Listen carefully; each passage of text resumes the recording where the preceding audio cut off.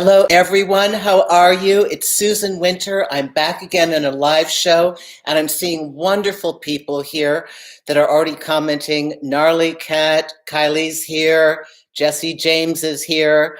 Let's see, Barbara, and of course, Gwyneth and B, my wonderful moderators.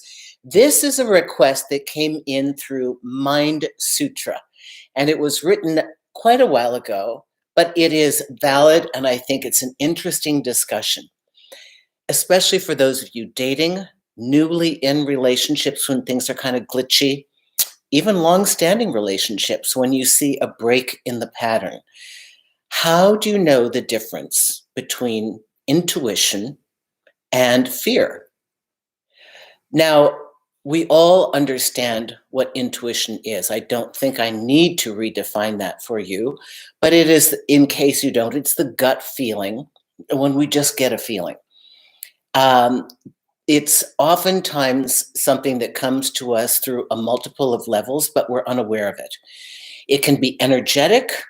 We can just feel something, meet somebody, we've never met them before, and just get a very bad feeling. But most of the time it is, I will give you my definition. I believe intuition is a keen sense of pattern recognition. That is my description. There is energetic, and I'll speak to you about that later. But most of our intuition, I feel, is heuristic. I feel that it is the flashcard version of an accumulated wealth of information that we have in observing patterns of behavior in human beings. Now, let us understand that, again, this is a separate, I will discuss energetic separately. Anyone who has observed life, anybody who has met people, even children, have a sense of what feels right and wrong. But remember, the human mind, we record everything. Your computer is absolutely brilliantly tuned. It reads micro gestures. We are able to discern, by the time we're 4, 5, 6, 7, the difference between a tonality that is strident and one that's warm, even if the words sound correct, like, of course, you're welcome. That's sarcastic. We can feel that difference because whether you know it or not, your mind is recording and recording, and it sets an observational pattern of taking in this data, and it makes conclusions. This is what I want you to remember when you have an intuitional feeling. It isn't just coming out of nowhere. Is it a gut response? Yes. Now that's what I call a gut response, is more what I refer to when we are thinking of energy. There are times that we can be, especially empaths, feel this. We move near to a person or we get into an environment and everything just feels off. To me, it feels like shards of glass going through my solar plexus. So we are well aware that something in the environment is off. And then we are reading energy frequency. This is another kind of intuition, and humans get this. Animals get it. Animals understand a good person from not. You know that. I will watch little Nika. You all know Nika, right? And she'll walk down the street happy, wagging at everybody. And once in a while, she'll see somebody and their energy is off. And she'll just start barking. She'll just start barking, barking, barking. And, it's a little uncomfortable for me, but she's recognizing something that does not feel good. And I have to acknowledge that. They're very good. This is why people who are in tune with themselves are able to be in tune with animals.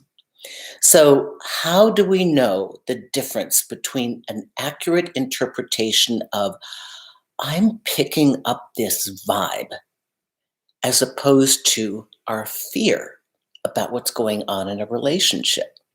Okay? Fear, I feel, is more our chronic story. We want to be able to separate a true recognition that there's a break in the pattern and danger could be possible, meaning a breakup or backpedaling or lying, as opposed to your ongoing story. So, do you have an ongoing story of betrayal? Do you have an underlying belief that all people lie? Do you have a history of being cheated upon? Because that will taint how you observe the input that you're getting. So you won't be able to get a clear read if you have this dominant history clouding the vision of what's going on. In new relationships, in the dating process, in the getting to know each other, your intuition and your fear are both equally yoked. They're like two sled dogs right next to each other pulling. It's your job to be able to distinguish what is accurate information and what is just you protecting yourself. What is historic, dominant fear that comes into your life, as opposed to something that's truly justifiable because what they said doesn't make sense. You kind of get a feeling and then you remember something. Sometimes we're recording it and we want to believe the positive story. So we want to override our instincts. We want to override our intuition and we want to override our pattern recognition. So we focus on the parts that we like. This is where we get into trouble. This is where we throw the story we want into the mix and try to ignore the story that's being told to us because that's really not the one we want to believe. Before I go any further, now let me just ask if any of you have any questions about what I've said so far. Oh, Barbara, she made it. Okay, but she's listening in between her meeting. Glad to know you're fully focused on your meeting. Okay, here we go. Let's see. All right, Annie Walker, love this topic. Let's see. Good to be here once again. Okay, the topic is amazing. I ponder this frequently, and I'm excited to hear Susan's insight. So let me get back to what I feel. I really feel what we call intuition is 98% pattern recognition, and let me tell you why. You have the human self that's going through the experiences, but many of you, especially those of you who are drawn to this channel, have the observational self that is watching the human go through their emotions. So many of you are really deeply psychologically and spiritually aware. From the time I was a child, I attribute this to being adopted and an only child and left to play by myself, okay?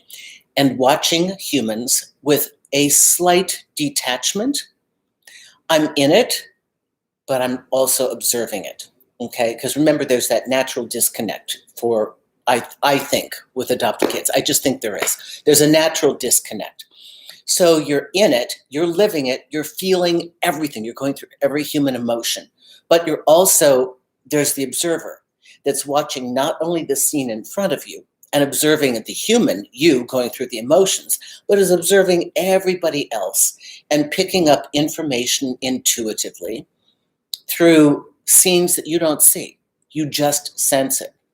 And when there's a discrepancy between what you're being told and what your input is reading, this is where we often start to not trust ourselves. Then I believe we gain fears that are not true. This is where I believe the original imprint for our story to be skewed happens. Because as a child, you probably were feeling the right thing. You were reading because you had a clearer sense. You had a neutral canvas where you came in and you started reading things. And then you started being told, no, this isn't true. No, I'm not really mad at mommy. I didn't hit her. That was just a play slap. And something didn't feel right to you. Maybe you thought, maybe I misunderstood that. They all seem to be in unison. Maybe I'm wrong. And you began to alter and shift the natural intuition that you had to read patterns accurately. In intuition, I believe that those of us who are in any profession, whether you are a therapist or an artist or a dentist, whatever, that you can you have come across certain understandings.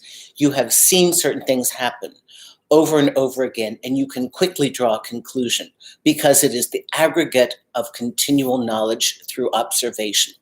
For example, many of you who've worked with me, and you will bear this out, will get in a first-time session, we'll get into about 5 minutes, and you'll be telling me a problem with somebody, and I'll say, oh, and they probably do this, this, this, and do they do this, and did that, and they say this. You go, oh my God, they just said that to me last week. How did you know? I'm not a magician. I'm not naturally intuitive. I don't have some like special skill. I have pattern recognition because I've seen that characteristic and you've given me enough clues that I put a composite together and given you an answer of a likely outcome and asked you if this is valid. It's pattern recognition. You get very good at it. Very good at it. Detectives get good at it. Con artists, they're very good at doing it. Why do you think, and we all have human tells, why do you think all the poker players use the glasses so that we can't see their eye movements? You, and especially women, do we know that females have intuition? Females can read micro gestures. Females know how to put together the intuitive feeling, energetic sense with the pattern recognition, because we have been biologically programmed to understand what's going on with an infant that cannot speak.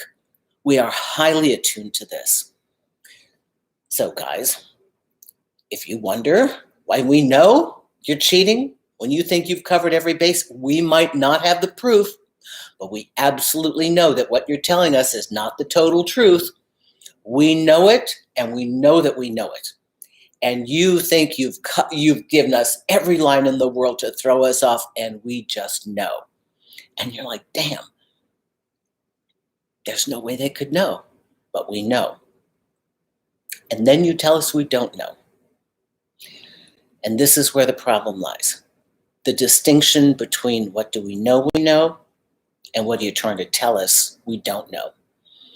So now let me get to some of your questions here, okay? Why is it that after a situation ends, do look it up and tell ourselves that our intuition was right? How do we get better at recognizing intuition as opposed to fear? Brilliant. Thank you. Smriti, thank you so much. This is it. Okay. Know your default. This is what I said a little while back. If your default is that you don't trust, you're hyper vigilant about guarding yourself, you've come to a point in your life where you've been screwed over by so many people you can't even believe that somebody doesn't have an agenda, you're not going to be able to see accurately. You've got to pull some of that stuff off of your eyes. Don't forget what you've learned. But in love, okay, here's the dilemma for all of us. Allowing love in is an act of faith. It is a leap into the unknown. You hope there's water. You hope there's a safety net. You hope there's a trampoline. There might not be. You have to be your own safety net, your own trampoline. We don't trust them. We have to trust ourselves. If you are looking to trust them with your safety, you're going to be very disappointed, very bitter, and you're going to shut down your heart. If you are going to look to trust yourself to rebound, this is why I work so hard on having you informed and resilient. Nobody owns your love but you. Nobody has the bounce back from the bottom but you. You are the ones in control. Everybody who took my How to Make Love Work for You course, the number one thing I told them all to do is to get an image of themselves driving a car, hands on the steering wheel. You own your love, you own your reality, you own your stories, you own the thing that you create, you own the design of the life that you choose. These are all, in a free society, these are all within your command. You design the love you want. You design what kind of people come in. You accept or reject this. This is all you. It's not like it's being forced on you, okay? Unless those people are not able to watch this kind of a show, okay? So you all have free will, and you're allowed to do what you want to do, and you are letting people in or not as you see fit. And you are either designing the relationship or you're getting what they give you. This is why I work so hard on a la carte. What do you want? Take the steering wheel. Now, are you hyper terrified of being hurt? This was the very first class I had in how to make love work for you. If you are terrified of being hurt, you are not going to be able to let love in. What are they going to do to you? Break my heart. What if they? I don't understand. I don't understand. People do the stupidest things under the form of recreation. You know, like they'll go on a motorcycle too fast, or they'll go downhill skiing fast when they know they're not that good, or they just do dumb stuff. Like you try bull riding and you don't know how to ride a bull. I mean, all these things for physical damage, nobody seems to bother. Like you don't even think. Look at the people on Jackass. I feel so sorry for those people on that TV show. They think it's cute now to get all these hits. Like, oh, I got 2 million hits of me being hit by a train. Oh, isn't this cool? You go visit, the orthopedic clinic at age 50. This is what you're looking at. But would you even date or feel? Oh, no, I might get hurt. Oh, I might get hurt.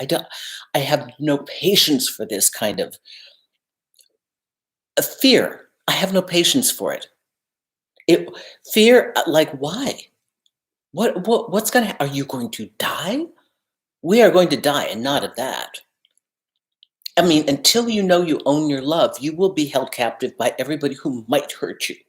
Why would you do that to yourself? Why would you let them have that kind of control over you? Most of you want control, right? Why would you let them control you? To be fearful of loving. That's the gift you give to yourself. Oh, if they happen to be in the way, good. They get the radiance of it, but it has nothing to do with them. At the end of the day, all this has nothing to do with them.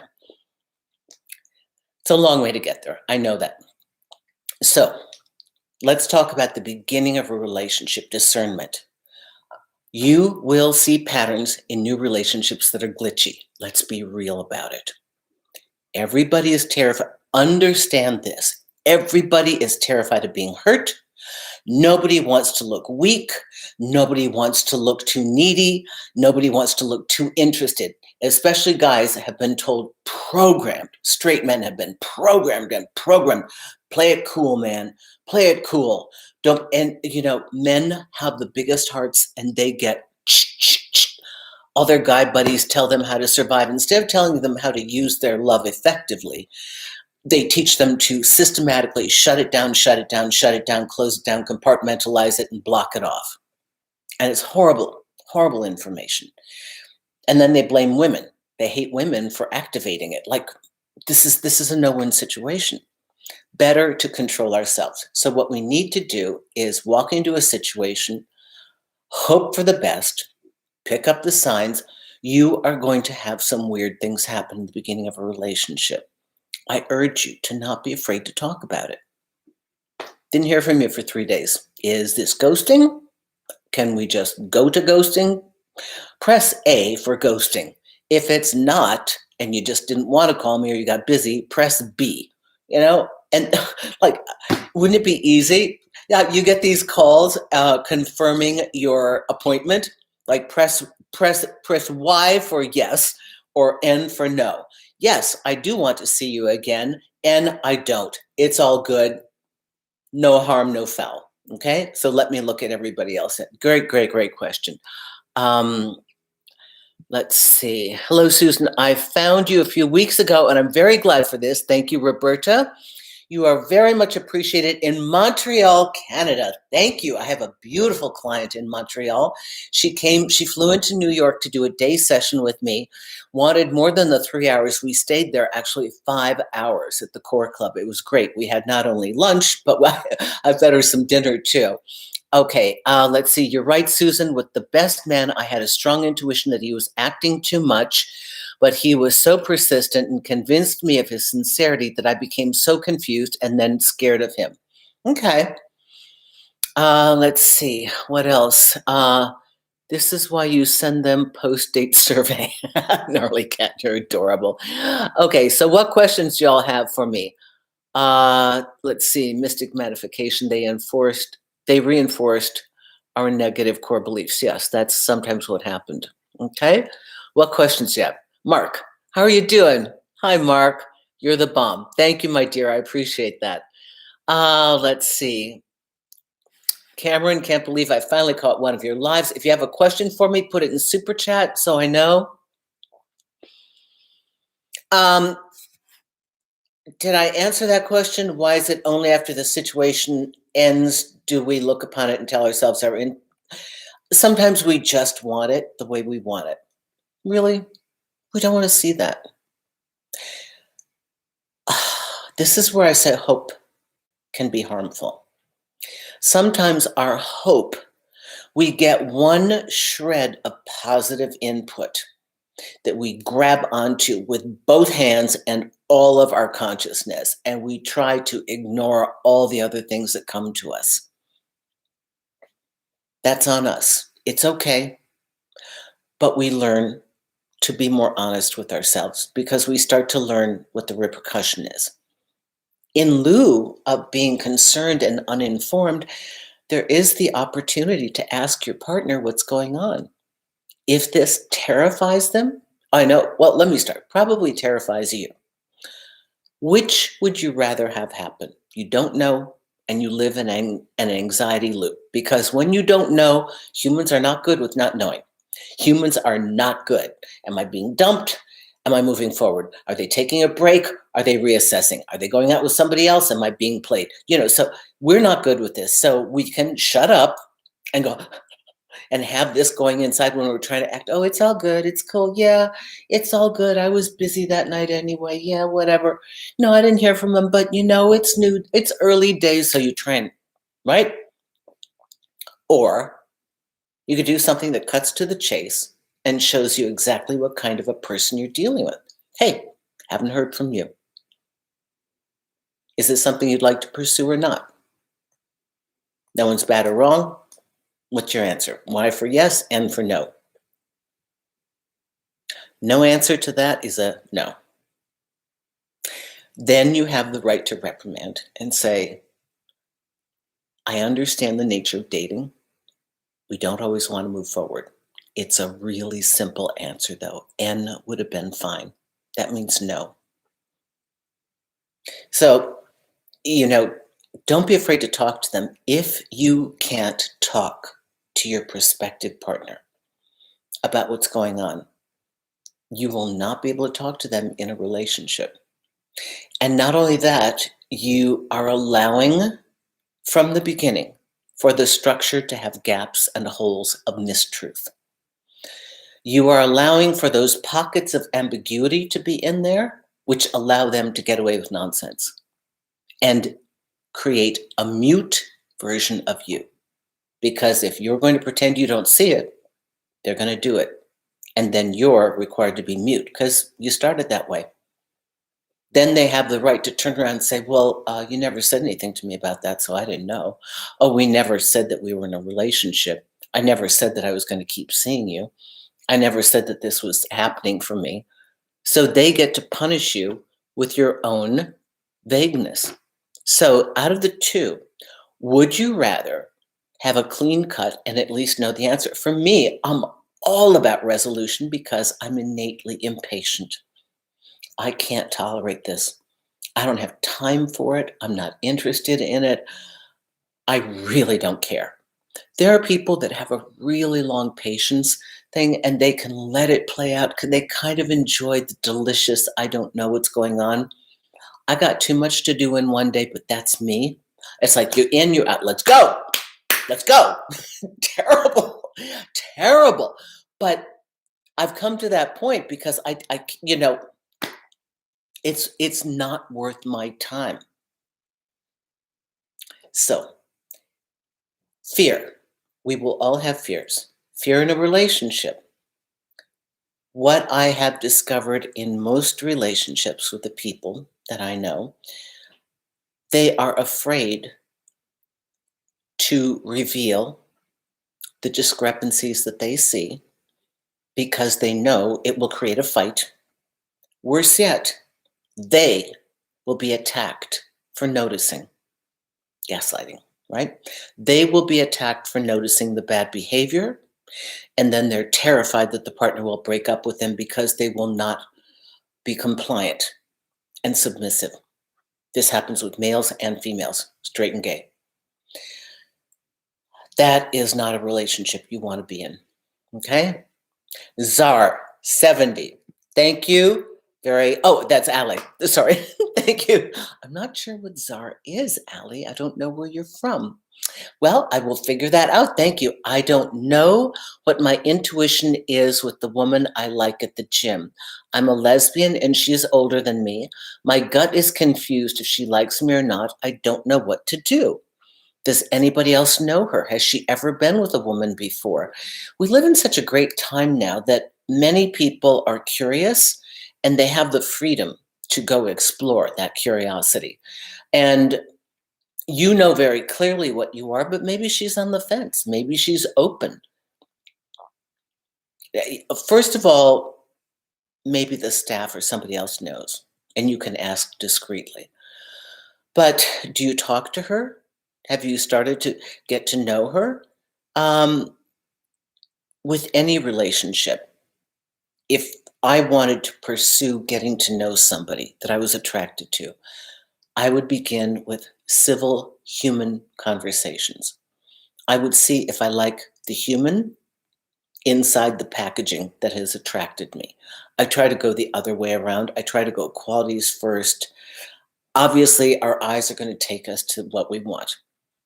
But the fear is that we're going to jam qualities in that we want to see rather than the reality of what they have or they don't have.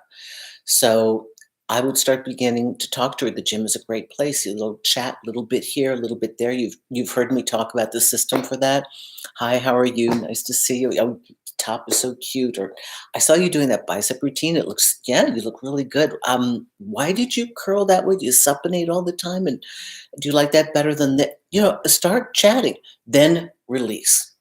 Don't stay on. That's creepy. A lot of guys that when they're trying to like chat girls up in the gym, they just kind of hover and cling, and they don't understand the cues of a little bit and release, a little bit and release.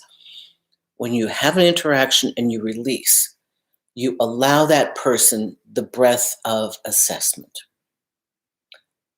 They're not overwhelmed by you.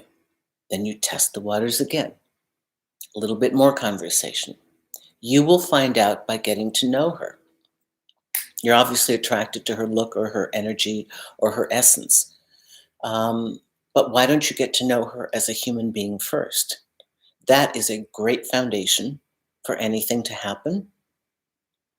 Otherwise, it's just attraction and chemistry. It might not go anywhere. Always, always, always find the human, and you will set yourself in the right direction for a meaningful partnership. Connect with the human inside all of the attraction that you want. That's the key to a great relationship. Okay? Thank you for that, Ali. Any other questions here? Let's see. Okay. Katrina, thank you for that. Incia's here. Hi, Incia. Haha, intuition. We are talking today, Incia, between intuition and fear. Okay. Jillian is here. Any other questions? Love the driving the car example. SM, it's really important. We have to know that if we don't take this relationship where we want to go, we're going to get what they give us. Most of you that are discontent in relationships are trying to accept whatever they're going to give you. You're kind of doing it the wrong way around because you don't know that you have the right, the human right, to create what you want. And do you think other people know what they're doing? They're giving you whatever they think they're supposed to give, or not giving, or barely moving through, like being a sloppy or whatever. Like, why don't you take the reins and create a relationship that you want to be in and start to do the design you want and make it so that they have to now respond or not? Everybody's too passive and accepting all sorts of garbage here. Y'all don't know that you have the right to create your own reality? create your relationship design that works for you. Okay, scroll up, JD. Well, JD, write me if you want me to scroll up. Send me a video request so I know. Not a video request, just write me something here. Put it in super chat so I can find it, okay? Because I can always find the super chat. I feel emotional pain harder to deal with than physical pain. I think, yes, that's why I'm in this field. I know the unbelievable crippling effect of emotional and psychological pain that goes through the psychological pain of knowing that you're being emotionally tormented. I mean, it's enormous. Physical pain, uh, that whatever, that's not my realm. Emotional pain, yeah. And much of that we have either not filtered out of our lives or have not known how to correct on our own. $5. Hello, Nafthuza. Hello, how are you doing? My intuition tells me to remain single for a while. That's okay. I keep meeting men who don't make me step into my masculinity, and I don't want make me step into my masculinity, and I don't want that. Okay. Okay. So thank you for this. I really appreciate this. Have you gotten really clear on your design of what you want to create? You know what you don't want. Wonderful. Have you spent a lot of time envisioning what you might want to attract? You're really good at the filter that says no. Don't have to date. Don't have to date. Just think. Let's plant the seeds in the garden. So if you have men that are asking you to be masculine, it's because they're not doing their end of it. They're not taking control. They're not being proactive. They don't have a design. They don't have a plan. They're not a man with a plan. So they're kind of looking at you to be the guy because they're like, I don't know, lackadaisical, uninformed, don't know, don't want to apply any effort. So you're looking for a man that's curious, interested, applies effort, wants to achieve a relationship, motivated, has a mindset to craft a fantastic relationship because he realizes that it's going to be dynamic in the addition of his forward movement in his life, because one of the most important choices you ever make is the partner that you put next to you, because they will either add to your forward movement or sap you of all your vital energy and concentration, drain you emotionally, make you doubt yourself, and bring you down. Partner you choose, going to elevate you or pull you down, period. It's a lot to work through. So a smart person knows that they need to, if they're ambitious, they need to pick somebody who's going to make them feel safe and secure, inspire them, and be a true partner. Mindset of a great guy, okay? And if you don't find that, stay single. Hi, Susan and all from England. Hello, Lisa B. How are you doing? Susan, many people can say they love you, but the real proof is show me your love. That's right. Every day and in every way. Right, Mark? And do you know specifically how somebody needs to show you love? Here's the thing. They may be showing you love in their code. You may have a different way. And I know this is kind of love languages, but I know it's incredibly old. What is it, like 40 years old now or something like that, 30 years old, the book. But if they don't know, tell them. Say, I really, really love it when you do this, this, and this. It makes me so happy. It makes me feel so close to you. Now, if they don't do it after that, they chose not to. They should want to make you happy. That's right. And sometimes we have to, I'm a huge believer of positive reinforcement, because when people do things that are good or right that make me happy, I want to tell them because I want them to repeat it again. We love getting praise. We love getting cookies. We love getting treats. That's our reward. So if I never tell them that I appreciate what they've done, what impulse would they have to do it a second time? They wouldn't. If I tell them how much it meant to me and I'm actually honest and serious and I really, really mean it, and I tell them how it aided my life or made me happy that day, how it eased my burden, whatever, how they saved me, how they helped me, how it edified me. First of all, they deserve it. They just plain deserve it. And two, I need to thank them. We are quick to condemn. We are very slow to commend. I believe this so fervently that I'm one of those people that will hold on the line forever to call customer service to tell them how wonderful something was in a transaction with a person and to commend them, because I figure they get 500 phone calls a day that are bitching them out, and maybe they haven't had one compliment. And if we don't keep rewarding what's good, people don't do it. You know that. They don't. Okay. Let's see, what else do we have here? I can honestly admit I was terrified for a while because my ex-boyfriend cheated on me with my best friend. Jesus. It took me years to shake it off. Double betrayal, absolutely. Now I'm in a better place and I know what I want. Wow. I'm hoping you were very young, and I'm hoping they were very young. And I'm hoping that they were so young that they didn't realize the impact of what they were doing. Until people have had their heart broken themselves, they don't realize their actions. They really can be oblivious. This is not an excuse, but it's a through line. I have seen adult men children that have played at love, been very attractive, very charismatic, had a lot of women, slept with a lot of women, broken a lot of hearts along the way, very agreeable. You couldn't hate them in the end because they just were what they were, but kind of didn't realize the power that they had to hurt because they were unable to feel. They could feel their own feelings, but they were unable to access empathy. And they couldn't realize collateral damage because they just were so involved in themselves, more hedonistic than narcissistic, I think. And I think a lot of you are using the word narcissistic, and I know that we have so many more narcissistic people. Great example, Tanya in White Lotus, the height of a sweet narcissistic person, like not abusive on purpose, but so unbelievably self-oriented, could not see any other character in her film, in that whole movie. I mean, just like me, it's about me, it's about me. I mean, it just unbelievable. So, for any of you that watched it, I think it's on HBO Max.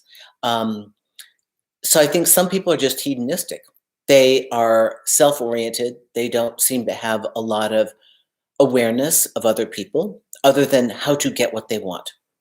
And they're not overtly cruel, but I don't think they realize the impact. Does not excuse the behavior, but I think if you were to tell both your friend and your former boyfriend, do you realize the disastrous, deep impact this will have? I don't know that they would have done it. I think they did in the moment what was right for them. In the moment. I used to have a fear of love, Jack says, until I realized that if they break my heart, I dodged a bullet, possibly by several years. I agree. I agree. Great, great way to look at it, Jack. Let's see what else. Hello, Susan. I found you a few weeks ago. Okay, I've read this before. Anything else? How to trust after forgiving boyfriend for having a dating app and actively talking to women. Yep, I have a client right now that has been going through that. They are engaged. That's a whole nother story. He said he only needed it for a self-esteem booster. Very good that you confronted this boyfriend. Two, does that mean that you're not enough? Self-esteem booster, why are they feeling badly? What is it about them? If this is a boyfriend and you're committed to it, why don't you get to the bottom of that? You can walk away at any time. Here's the thing. Just because you have a partner, even a husband or a wife, you can leave at any time. You really can.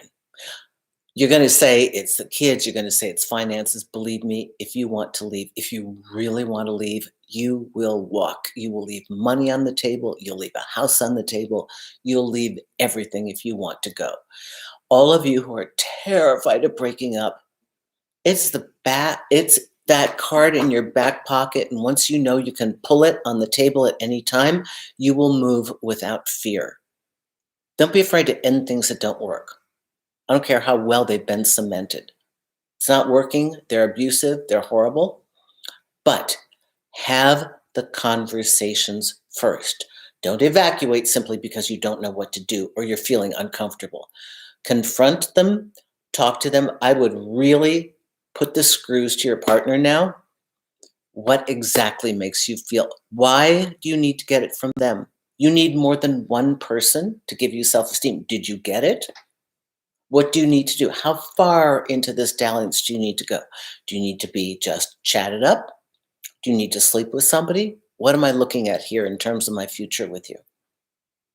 And if we continue to be serious, will you always need other people? I won't go any further in this relationship until you get into therapy. You have to have 6 sessions, and then we're going to talk about the continuation of this relationship. Don't be afraid to put this. Why? That's the condition. Okay? Okay, here we go. 449. Hello, Jack. Nice to see you. After getting over the fear of love, I'm having a second date with a trans woman. Thank you for your help over the last 18 months. Jack, that's fantastic. I love this. Fantastic, fantastic. Um, Remember always that you get to design the relationship the way you want to, and that in the beginning, in the dating process, the first couple dates are to see if you like each other, you're in resonance with each other, and if you want to create the same dynamic. Are you looking for the same a la carte design? What do you want to experience in a relationship, Jack? What do you want to feel? What environment do you want it like? Do you want it to be a growth mindset relationship? Do you want it to be a relationship of passion and adventure? Do you want it to be built on spontaneity? Do you want it to be built on security? Do you want both at the same time? Why don't you think about that before your date and think of what you'd like to share as your ultimate ideal?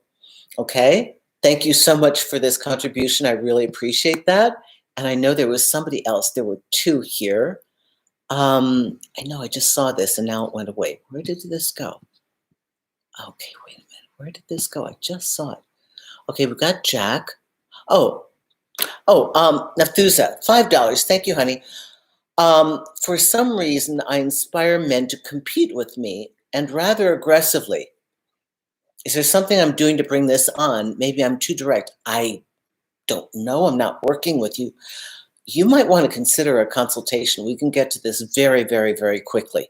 Um, People, keep thinking they need tons of time with me. I probably know in the first 15 minutes of our conversation, but I think it's worth it.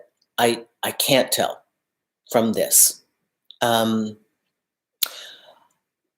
the course that I just ended, and from time to time, I will be offering different courses for a group, and I'll be finding different ways to work with all of you.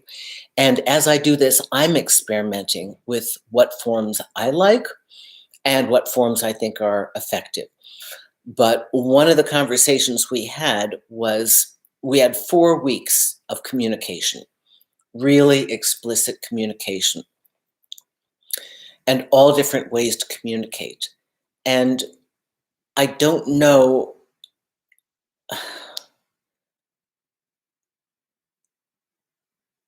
They're trying to compete with you aggressively. I mean, they're trying to prove themselves to you. I hear a lot of women saying that they intimidate men. Normally, that comes from the fact that a man, in his mind, can't figure out what he has to offer you. He's looking for a place that he has value. And if you have a great career, your own money, you're beautiful, you're in shape, you've got a great social life, great reputation, he's thinking, what do you give the girl that's got everything? What am I going to give her? That might cause aggression. It might cause competition because they're unfortunately Competition isn't as bad as aggression. Aggression, I worry about because instead of elevating themselves and trying to find your heartbeat and find what's the best way for me to gain this woman's affection, which should be on their mind. I value her, I esteem her, I want her in my life. Instead of that, they're thinking, how can I put her down, make her submissive so I feel comfortable about being less? That's the part that I don't like. That's what aggression is. I don't know how to be more. I'll push her down. I'll make her insecure. So many men and men's coaches are teaching them to do that, teaching men to berate us, neg us, pay attention to us, only contact us when they want to get laid, not contact us, like trying to program us that the only way we get their attention, basically make us seek their approval. In a healthy relationship, which is the only one you want, a man would not be aggressive with you. And I think if you think you're too direct, I'd question that you've been direct enough. If any man is trying to be aggressive or is making you feel uncomfortable, you need to say, wait, this attitude, this behavior, wherever you're going, this direction is really uncomfortable. I'm looking for partnership. I'm not looking to compete with somebody. What is the issue here? Tell me what's really happening. They don't know, obviously, but it puts the responsibility back on them. Behavior like that is born of ignorance and fear. There's only fear and love. That's it. So don't be fearful of them. Love it. Consider it. SusanWinter.net. Look at my consultation page. We can get to this very quickly. All right, everyone. We're coming up to the end of the hour. Hi, Carrie Photo. How are you doing?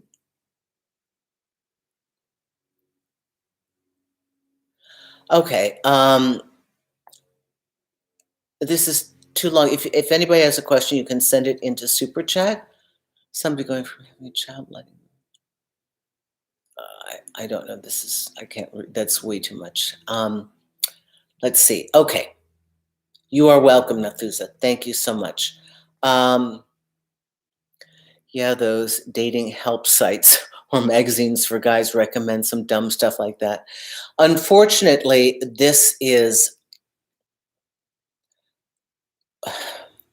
there is controlling the design that you want to create. There is taking responsibility to create a design and present it to a partner. The opposite of that is simply knowing that you want control, and so you push down your partner and you take away their power. And this is what fearful people do that don't want to grow. They want to clip your wings. And anyone that does that does not love you. If you have a partner that fearful, you will end up leaving them. I have my own stories of this, but they're just, I was so young and so impressionable and so naive to the ways of people. And especially confusing as if they actually do love you, but they have this need to keep you weak for fear you'll leave. You know, it's a fear. And in the end, you will not be able to respect them or admire them. It will kill your love when you realize that somebody's doing that to you. All right.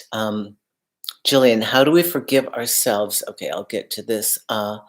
When our intuition was wrong, when we had rose-tinted views of a person. Okay, so that wasn't intuition, sweet. You know that, Jillian. If you had rose-tinted view of a person meant that you were buying into the dream. So I call it the dream. It's the story we tell ourselves when we get a glimmer of one thing, like they're really sweet to us or they're really nice, or they say, wow, you're special. I can see, wow, I can imagine spending a lifetime with somebody like you. You're the perfect partner. You're the perfect guy. You're the perfect woman. You can just go to town on that. Just go to town. So are you asking, how do you forgive yourself for living in hope only to realize that reality is different? Tell yourself thank you for the contrast Those of you who do metaphysics will know what I'm talking about. Thank you for the awareness. I realize that this was a prelude to a situation that I need to be aware of. So thank you for showing me that I have this in me. It's a good thing, but it kind of got out of control. So my desire to find the relationship agreeable because I wanted it to be that way led me to close my eyes to other things.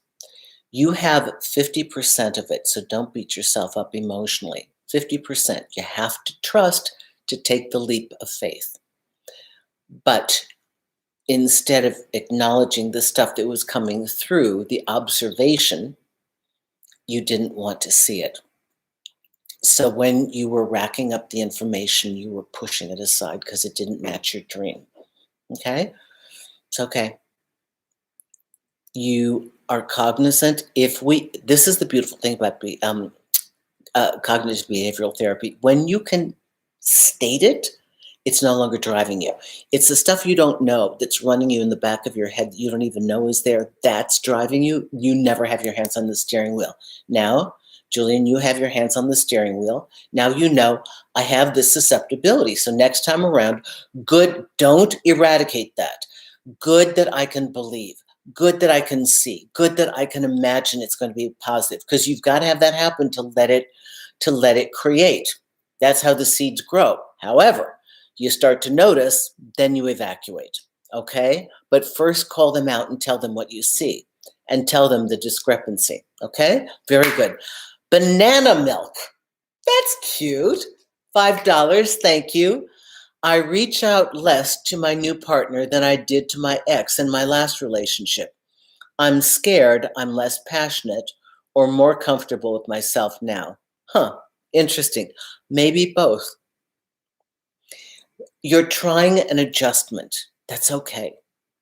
We should, here's what's good. We should be taking information from our last relationship and saying, was this positive or negative for me? Was I too needy? Was I too, okay, maybe you've chosen a Band-Aid relationship. Maybe you've chosen to cruise. You just don't want to struggle. You don't want to be doing, the butterfly for 7 miles. You just want to have something that's agreeable. You don't want to stress. You don't want to feel insecure. You don't want to feel anxious. You just want to ride this out for a while. Or maybe it's a correction. I don't know. But see how it feels. You will know. This is great insight. Great. You don't have to know now. You may not have enough information to know. If it's that you don't care, you will grow bored with your partner, and they will not be enough to stimulate you. If it's a correction that's in alignment with the assessment you had from last time, then it will feel right. Okay? You can also test it by being a little more communicative and see how you feel about that. Okay? Okay, thank you. And now I have $20. Brian! Brian! Hi! Hi, how are you? This is so cool. Look at him.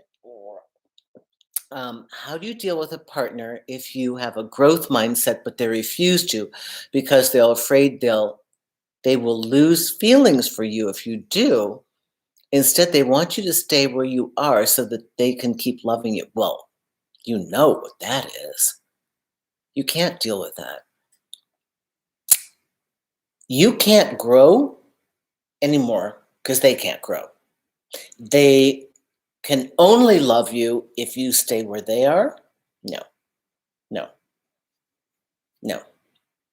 You already feel the discontent because you feel the difference in where you are and where they want you to be. And it already feels to you like you have to. Many times in my life, in my earlier life, before I knew I'd be doing this, I watched myself go backwards and sit down and wait. Wait for my partner to catch up with me. I lost a lot of time. And if I have to go back and sit down and wait instead of me moving forward, I really ended up doing a disservice to myself. In human evolution, our greater calling is to move forward and to be the greatest version of ourselves here. And you will kick yourself with the last breath that you take if you think that you waited for somebody that only, you know what's going to happen? Your feelings for them will erode over time and you will come to hate them for having you wait.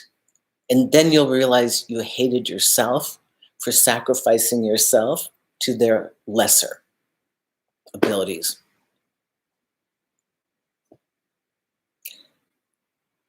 You may have to bite the bullet and move on.